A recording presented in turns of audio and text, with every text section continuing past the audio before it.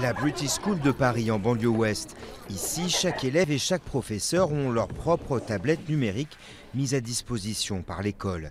Un gros investissement qui devrait s'amortir par des économies en papier, en encre, en livres.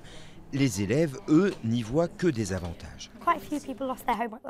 Pas mal d'élèves ont perdu leurs devoirs à la maison l'an dernier parce qu'on avait tellement de feuilles de papier à rendre. Alors que là, vous pouvez taper et tout est enregistré.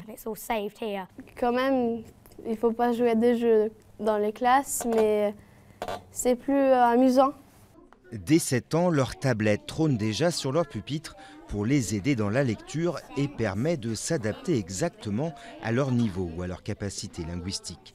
La tablette rend aussi plus ludique une visite à la bibliothèque en vue de se constituer un carnet de lecture.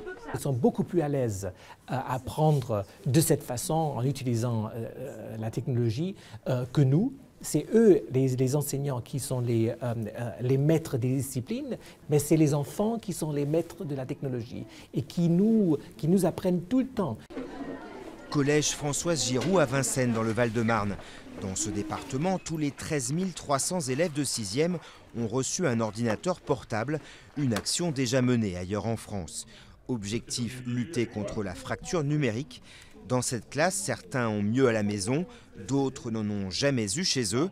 Pour les professeurs aussi, c'est une nouvelle façon de travailler. On a des élèves face à nous avec un ordinateur qui paraît fermé, puisque l'écran est de l'autre côté. Donc il faut changer sa manière aussi d'être en classe, c'est-à-dire qu'il faut bouger peut-être encore plus qu'avant, se mettre derrière eux.